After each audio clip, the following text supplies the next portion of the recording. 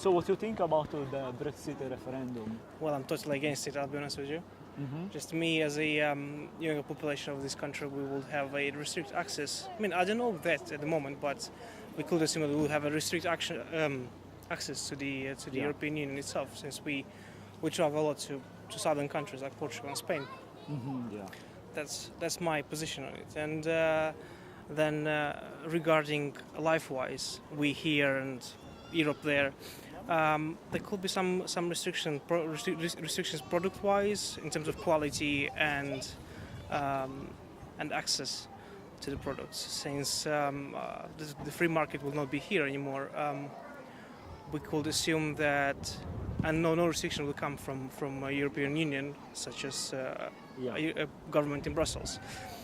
We could assume that the quality of the products will drop down, because many implications of European Union were quality of meat, vegetables, transgenics, and so on and so on. So we could assume that this could come back in nearest futures. Many countries in Europe actually banned chicken meat coming from US because of the quality and transgenic and antibiotics that they are being fed with.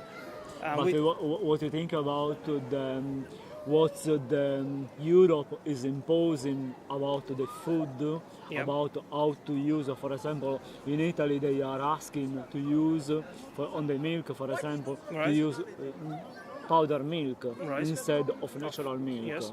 So maybe the Britons are right for that, or... Well, the thing is, powder milk-wise, we haven't seen nothing like that in here. I will assume so. I mean, I haven't seen it in supermarkets. If you go on some supermarkets such as Lidl, they say Italian products that they don't have anything to do with Italian products. So I see. Such as mozzarella. They are a product with powder. No? So that is. That is one. I see what you mean. Well, I mean, public-wise, we don't know about those methods. And what I'm saying is just speculation.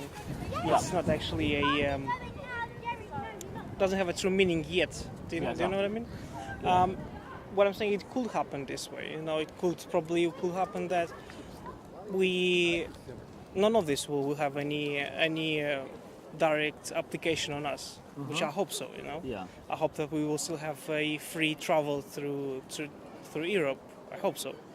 I hope that the quality. Would it be for you? You are a British or? It's like a double nationality. So double. Okay. So you think that it would be really a problem on traveling, or what? Yes, because border control haven't solved anything yet in the world. That's my pure opinion.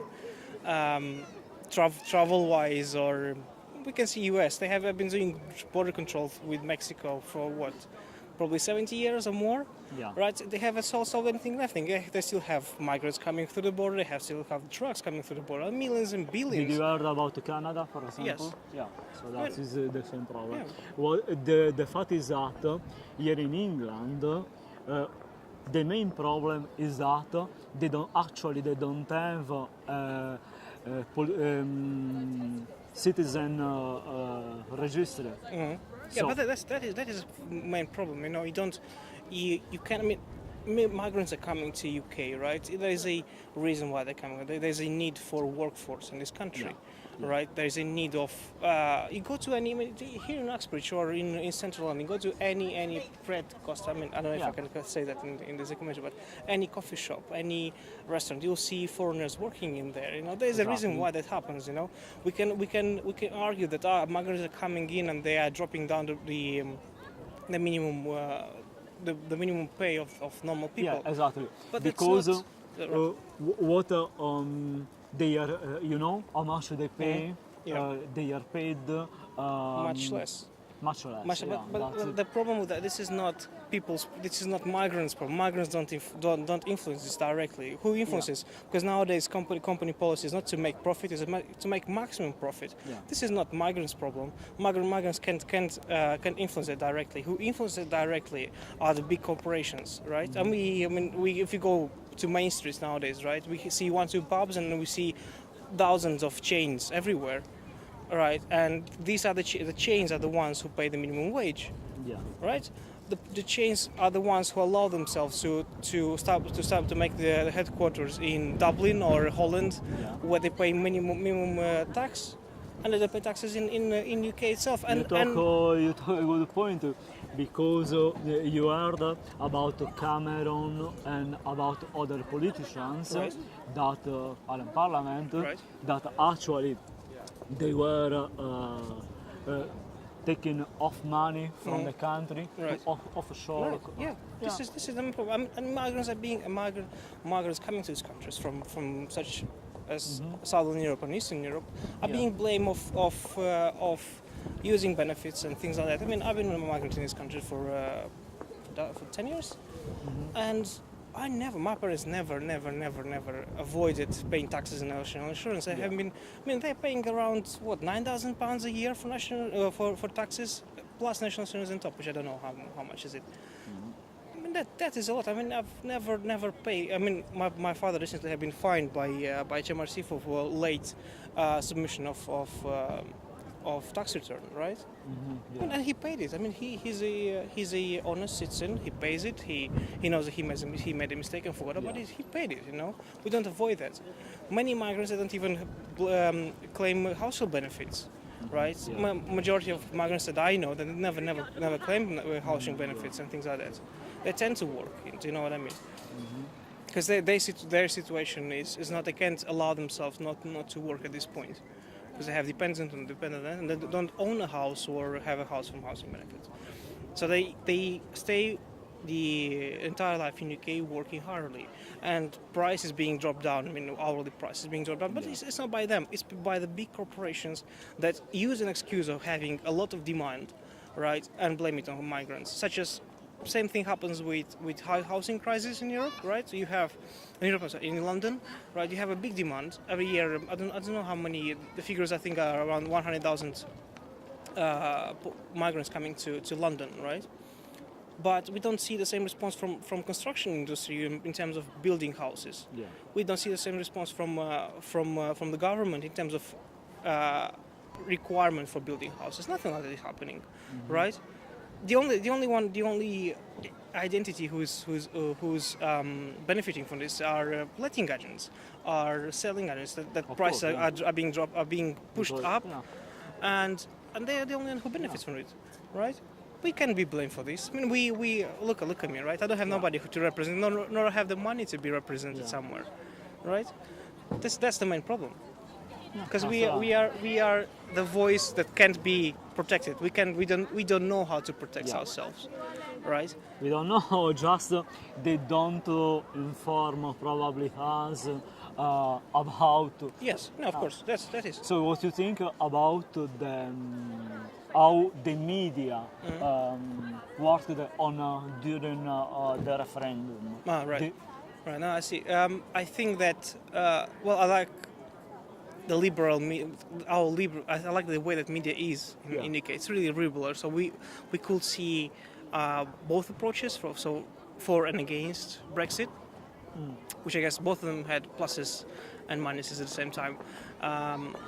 But recently, the only thing I can hear about on radio, and I listen to radio and see in the news that media tended to be more Brexiteer than against it. You know, it's more unilateral than not on the side of the Brexit. Yeah.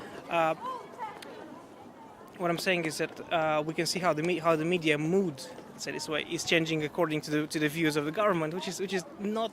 It shouldn't be like that, you know. But during the Brexit campaign, I've seen that media was actually showing both views of the picture, which is actually a good thing. And I still think that people still voted for all the wrong reasons. Yeah, there was. Did you hear about the leader of the Labour Party? That most of the Labour Party was against the Brexit, but actually he was for. Jeremy Corbyn. Yeah, no, I see what you mean. But I think that once the public made the vote, see, I don't think that they have big space for maneuver to vote it against authority. See what I mean? I mean, what they could influence on is probably the outcome of negotiations. It's not the Brexit itself, because they obviously they represent us, right? And we voted, but at the same time, if we voted for Brexit, they can't argue with the vote itself because it was a democratic vote. Yeah. And I don't believe that ministers now should have the ability to restrict the exit So itself. you think that actually this referendum was fair and No, I don't believe it was fair. Because in my opinion, people voted for the whole wrong reasons. I mean, you could see the claims that were being made. And I'm gonna say who made them, but we can summon the quote, which is 325 million that will be paid for NHS. Right? That was claimed. yeah, the that claim Farage claimed that was you said for Farage, not me. Sorry? You said Farage, not me. No, okay, yeah. But Farage claimed that there was 450 millions Right.